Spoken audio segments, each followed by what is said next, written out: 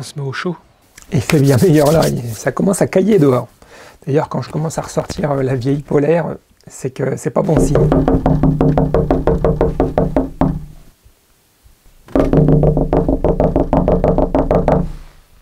À vous, larve de cloporte, combien de fois tu es allé acheter des plants à repiquer en jardinerie?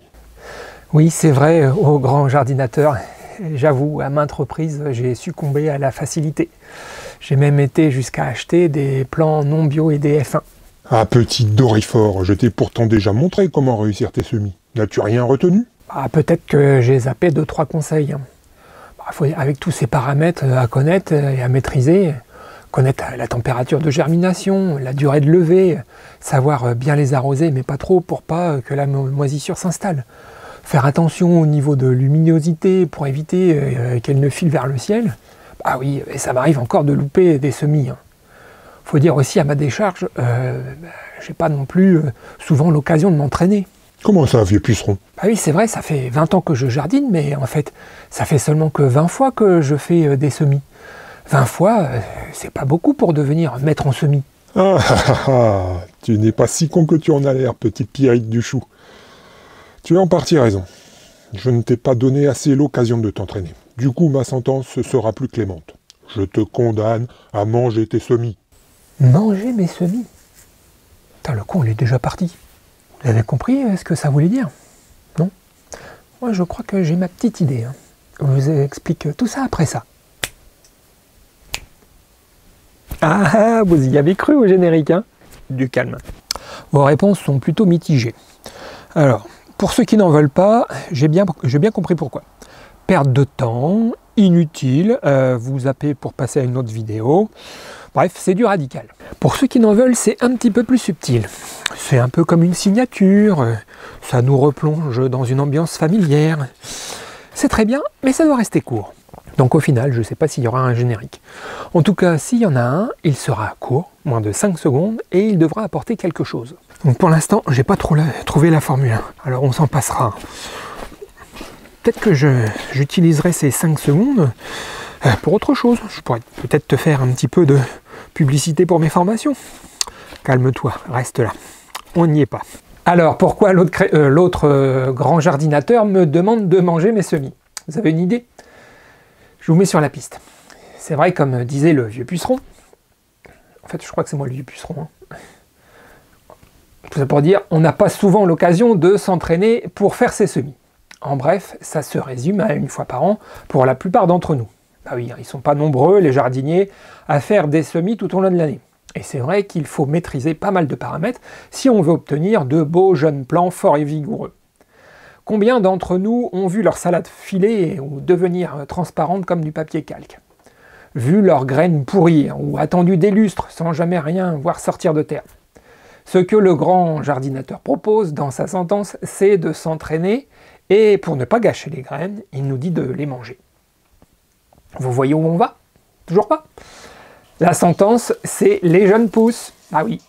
Quoi de mieux pour s'entraîner à réussir ses semis que de faire des jeunes pousses? C'est l'occasion de connaître mieux le contexte optimum pour la germination de quelques légumes du jardin. Dans cette vidéo, je vous propose de se faire un petit rappel des conditions optimum pour réussir ces semis, et on étudiera quelques cas particuliers au travers des radis, du chou rouge et des petits pois. Vous savez déjà qu'une graine est un embryon qui contient toutes les informations nécessaires à la construction d'une nouvelle plante. Vous savez que dans la graine, il y a des réserves par le biais des cotylédons et que la graine est un coffre-fort capable d'attendre bien tranquillement que les conditions soient favorables à sa germination. Cette attente est aussi appelée dormance, ce qui veut dire que la graine a la capacité de reconnaître les bonnes conditions pour sa germination. Et tant que tous les facteurs ne sont pas réunis, elle attend. J'essaye de me mettre dans la peau d'une graine. J'attends. Comme la nature ne fait jamais simple, eh bien malheureusement pour nous, les bonnes conditions varient d'une variété à l'autre. Mais ça paraît quand même logique, car les plantes ont des attentes différentes pour leur bon développement. Néanmoins, il y a quelques facteurs communs dont je vous ai déjà parlé. La chaleur, l'humidité et la lumière. La chaleur, l'humidité et la lumière. La chaleur, l'humidité et la lumière. Ces trois facteurs sont étroitement liés au calendrier et à la venue du printemps. Les graines, par le biais de ces facteurs, vont reconnaître que la saison va devenir favorable à leur développement. Au printemps, il pleut plus souvent, les températures remontent et la luminosité est plus forte. Si vous suivez ce calendrier, vous aussi, alors vous ne rencontrerez pas de difficulté à faire lever vos graines dans votre potager. Je fais abstraction des ravageurs qui pourraient nous rendre la tâche un peu plus complexe. Par contre, si vous voulez élargir la plage du calendrier de culture et pourquoi pas cultiver en hiver, alors il va falloir maîtriser ces 3 paramètres à minima. Beaucoup de graines demandent un minimum de chaleur pour germer, souvent autour de 15 degrés pour la température du sol. Les informations sur les conditions de germination sont généralement inscrites sur le sachet de graines. Bref, avec une température de 19 à 20 degrés, comme dans votre maison, vous répondez aux conditions de chaleur de la plupart des graines. Vous comprenez maintenant pourquoi on fait ces semis dans la maison pour commencer. Si vous ne voulez pas transformer votre maison en pépinière, alors il va falloir trouver une solution d'extérieur. C'est là que l'on appréciera la couche chaude. Nos anciens préparaient leurs semis dans cette serre basse qu'ils chauffaient à l'aide de fumier. Alors franchement, je ne sais pas si vous avez déjà eu l'occasion de manipuler du fumier, mais c'est une sacrée épreuve de force. Et je me vois mal vous recommander de vous faire livrer une tonne de fumier pour remplir votre couche chaude. Mais si vous avez la force et le courage de le faire, alors c'est tout à votre honneur. Les pratiques évoluent et aujourd'hui, c'est avec de l'électricité que l'on parvient plus facilement à chauffer nos serres à semis. Est-ce que c'est bien ou mal? C'est pas l'objet de cette vidéo. Si ça ne correspond pas à votre éthique, passez à la vidéo suivante. Et pour les autres, voyons un peu les solutions de chauffage d'aujourd'hui.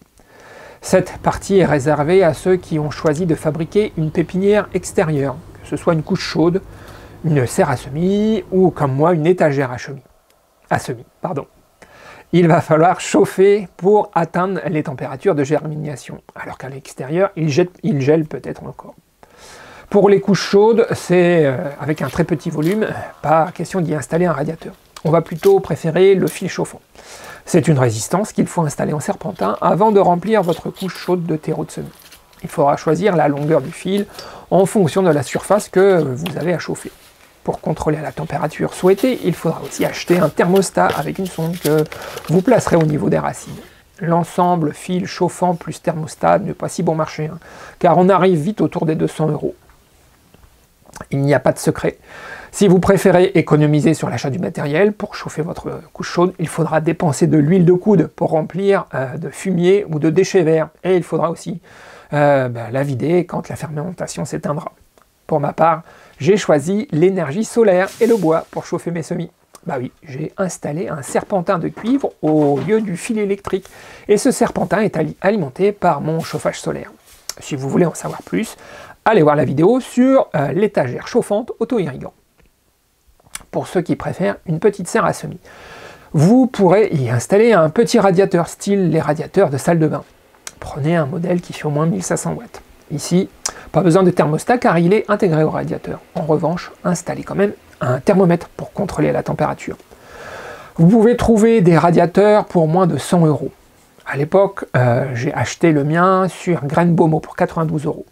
Il permet aussi la ventilation en été et c'est une fonction qui peut être utile. On en reparlera plus loin. Question consommation, c'est difficile de vous donner un chiffre. Je peux juste vous donner l'exemple de ma serre à semis qui consomme autour de 1 € par jour pour maintenir une température autour de 20 à 24 degrés. Le critère de température est à mon sens le plus gourmand en énergie. Alors si vous avez une pièce de votre maison à dédier aux semis, la compensation en lumière vous coûtera moins cher. Parlons maintenant de l'humidité. Là aussi, ça coince souvent. Je veux dire par là que c'est vite fait d'oublier d'arroser ses semis. Le terreau de semis donne son maximum pour mettre de l'eau en réserve. Mais le contenant de nos pots reste petit et l'eau est très vite évaporée, surtout quand le volume autour des semis est chauffé. En une journée, vous pouvez retrouver les petites cellules de vos terrines alvéolées complètement sèches. Il n'en faudra pas plus pour louper vos semis. Regardez cette belle terrine de radis. J'ai réussi à la rattraper à temps, mais elle a défraîchi le temps d'une nuit. C'est tous les jours que vous devez contrôler le niveau d'humidité. Vous comprenez mieux l'importance d'avoir vos semis sous les yeux, à portée de la main. Si vous installez vos semis au fond du jardin, il y a des chances que vous les oubliez. Alors si vous n'avez pas le choix, et que vous ne pouvez pas avoir vos semis à portée de main, alors il faut vous assurer que les réserves d'eau pourront durer quelques jours. C'est pour cette raison que je vous recommande d'installer des sous-coupes sous vos terrines et vos pots. L'offre commerciale commence à proposer des terrines avec réserve d'eau. J'ai trouvé 2 modèles, l'un chez Granbomo et l'autre chez Magellan. Ces terrines ont en plus un couvercle en plastique transparent qui fera office de mini-serre.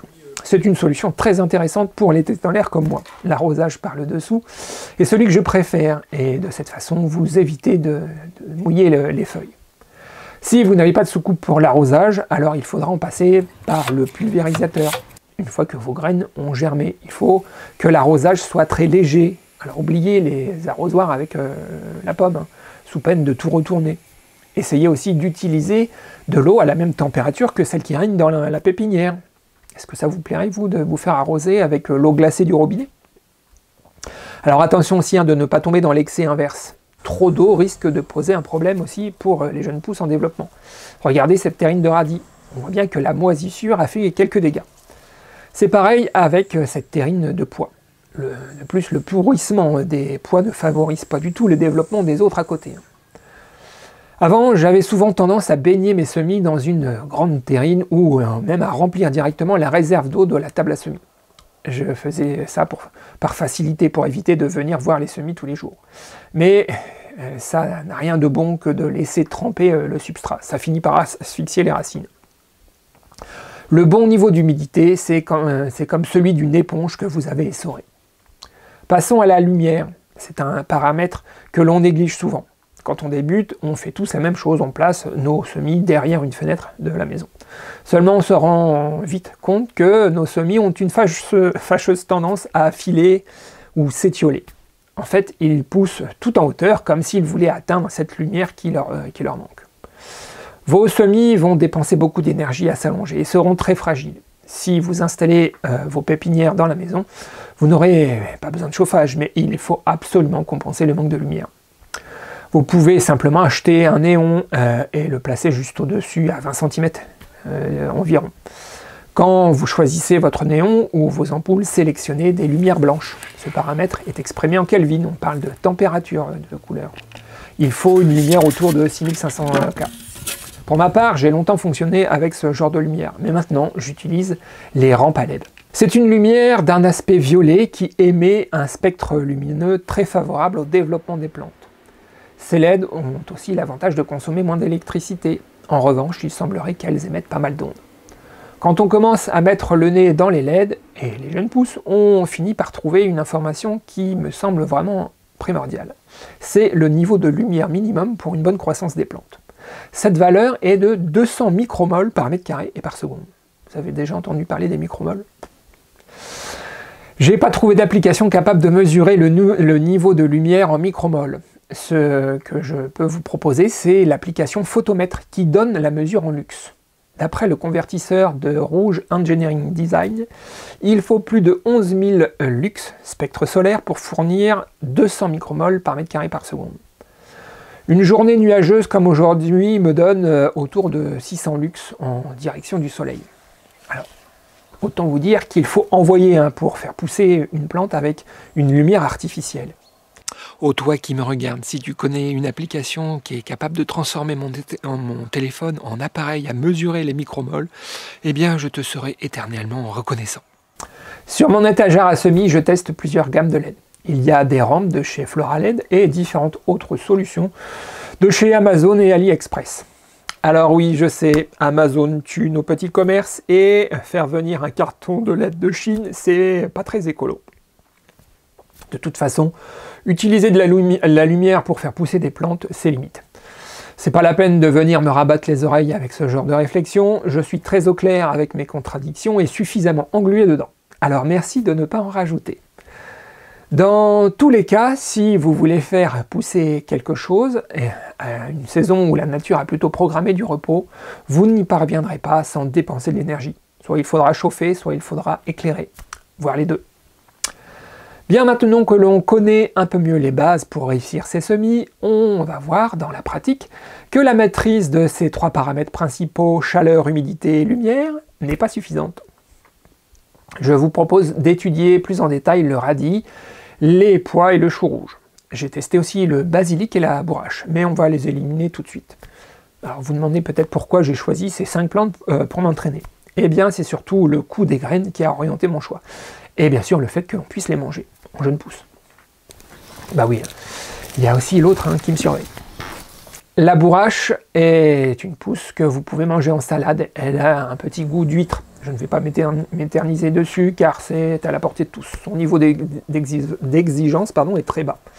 Que ce soit dans un substrat complètement détrempé ou même sans substrat, ça pousse tout seul. Enfin, il faut quand même respecter les exigences en chaleur, humidité et lumière. Pour le reste, c'est pas avec la bourrache que l'on va apprendre quelque chose. Pour le basilic, voilà où j'en suis après plus d'un mois. Ça ne pousse pas, et je ne sais pas encore pourquoi. Donc, pas beaucoup de leçons à en tirer pour l'instant. Passons au radis, de la variété Sangria. Voilà à quoi ça doit ressembler quand on les réussit. De belles tiges bien roses et des cotylédons bien verts. Des couleurs et un goût qui devrait, je l'espère, intéresser les restaurants autour de chez moi. Franchement, les premiers essais, ça ressemblait plutôt à ça. Mon erreur venait de la façon de préparer le substrat et de l'arrosage. En bref, mon substrat était trop tassé et l'arrosage par trempage a contribué au développement des moisissures. Ces champignons sont venus corrompre le bon développement de mes radis. Maintenant, j'humidifie mon substrat la veille de faire mes semis. Je l'arrose et je le laisse reposer. Le lendemain, je mélange, ce qui me donne l'occasion de sentir la teneur en eau. Pour le reste des paramètres, le niveau de chaleur de ma table, autour de 23 degrés, et le niveau de lumière sont tout à fait satisfaisants. Je peux même jouer avec les cloches en plastique pour accélérer ou ralentir le développement des pousses de radis. Le radis reste facile à produire, que ce soit au jardin ou en terrine, pour faire des jeunes pousses. Mais ça m'a permis de revoir ma technique d'arrosage. Avant, je remplissais la réserve de la table chauffante. Maintenant, je me contente d'entretenir l'humidité avec un simple brumisateur. C'est un peu plus de travail et d'attention, mais pour produire et vendre des jeunes pousses, on n'a pas le droit à l'erreur. Si la terrine n'est pas présentable, c'est direct au compost. Regardez même cette terrine de chou rouge, pourtant elle n'est pas si mal, mais ça ne pourrait pas être vendu. Passons au chou rouge justement. Je ne sais pas si vous avez rencontré le même problème que moi avec les choux rouges, mais chaque année, sur les terrines de choux que je peux préparer, au mieux, j'ai une réussite de 50%. J'ai toujours eu du mal à faire lever ces graines. Eh bien, en jeune pousse, même punition. Ma première terrine, voilà à quoi elle ressemblait. Là encore, je crois que le niveau d'humidité était le principal facteur limitant. Mais ce n'est pas tout. Les choux rouges sont très sensibles à la moisissure, ou à ce que l'on appelle la fonte des semis. Ce champignon finit par détruire rapidement les pousses de choux. Avoir un substrat léger, aéré et juste humide sont les premières actions à mener pour freiner ce champignon. Mais il faut aller plus loin. Maintenant, je ne recouvre plus la graine de terre. Je veux pouvoir les voir et suivre leur développement. Seulement, il y a un inconvénient à ne plus recouvrir les graines. C'est qu'elles sèchent plus vite et du coup, elles germent beaucoup plus lentement. La solution, c'est de recouvrir votre semis avec une terrine de même taille. Vous pouvez ainsi contrôler facilement le développement et maintenir les graines à l'humidité. Et pour aller encore un peu plus loin, vous pouvez empiler vos terrines. Le poids qui va peser sur les semis va favoriser l'enracinement et fortifier les jeunes tiges. Cette pratique est particulièrement adaptée aux jeunes pousses, car elles sont plus propres, n'ayant pas de terre à traverser pour germer. Dans le cas d'une préparation de plants à répliquer pour le potager, vous avez compris que le paramètre sensible, c'est l'humidité. Alors, je me demande si il ne serait pas plus rentable de faire germer les choux rouges comme des jeunes pousses pour les repiquer ensuite en godet en entendant le repiquage définitif au jardin. On en reparle au printemps. Voilà le résultat quelques terrines plus tard. Un taux de germination bien meilleur et des jeunes plants en meilleure santé. Une terrine tout à fait présentable pour un restaurateur. On passe aux petits pois. Franchement, en prenant les pois, je m'attendais à une pratique aussi facile qu'avec les bourraches. Seulement dans la pratique, ces petits pois me donnent du fil à retordre. Première terrine, catastrophe. Rien. Juste des pois moisis. Ne serait-ce pas encore un problème d'humidité? Comme pour les choux, les pois n'aiment pas baigner dans l'eau, car ils finissent par moisir.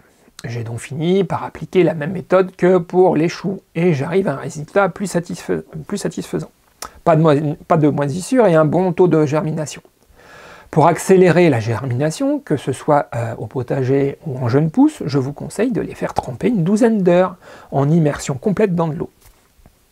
Les graines vont ainsi se réhydrater plus vite. Cependant, il reste un problème. Ils ne grandissent pas. Enfin, pas assez vite et pas assez haut pour obtenir le certificat de jeune pousse. Je me demande si, après la levée, les pois ne manqueraient pas de nutriments pour continuer à croître. Les terreaux de semis, en général, sont sans engrais, puisque la graine se suffit à elle-même. Mais pour produire des jeunes pousses, il semblerait que le terreau de semis ne soit pas suffisant. Après quelques recherches, j'ai pu constater que beaucoup font pousser les pois en jeunes pousses sans substrat, c'est-à-dire un peu comme ça. Ici, c'est des haricots mongo. Mais ils ajoutent de l'engrais. J'ai remarqué aussi que beaucoup font germer les pois à l'obscurité, comme le mongo. Je pense que c'est pour les forcer à émettre un peu plus de tiges pour qu'ils soient plus hauts. Concernant le pois, j'ai encore à apprendre, car mes terrines ne sont pas suffisamment attrayantes pour un restaurateur. Je dois tester la formule sans sol et avec un peu d'engrais, style jus de compost. Ma plus belle terrine serait retenue, mais elle m'a demandé trop de temps pour atteindre ce résultat. Vous vous souvenez, en début de vidéo, je vous ai parlé de la fonction ventilation du radiateur de chez Beaumont. Et je vous ai parlé tout au long de cette vidéo de beaucoup de problèmes liés à l'humidité. Eh bien, la ventilation qu'offre ce radiateur me permet de créer un courant d'air permanent autour de mes jeunes pousses, ce qui limite considérablement le développement des champignons. Cette vidéo est déjà très longue et il faudrait encore que je vous parle des fournisseurs de graines pour faire des jeunes pousses. Il faudrait que je vous parle des recettes pour les consommer. Il faudrait que je vous parle des bénéfices pour la santé aussi. Il faudrait que je vous parle de l'intérêt des graines dans un projet d'autonomie alimentaire. Allez, vite fait. Si vous achetez un sac de 25 kg de petits pois, non seulement vous avez une réserve de graines pour le jardin, mais en plus vous avez une réserve de nourriture sèche et fraîche, si vous les faites germer. Bref, le monde des jeunes pousses est riche. Pendant que je vous parle, j'ai reçu mon sac de tournesol et j'attends avec impatience des pois mange-tout. Alors attention, on passe à la minute commerciale. Si tu as peur pour tes oreilles, c'est le moment pour toi de nous quitter. Bon, que ça ne t'empêche pas de laisser un petit pouce en l'air et de partager. Pour ceux que ça intéresse et qui veulent passer la seconde dans leur projet de potager, retrouvez-moi dans l'université du jardineur. Il y a une formation complète dédiée aux semis. Ça vous fait avancer plus vite et moi, ça me permet de continuer à faire des vidéos. À bientôt!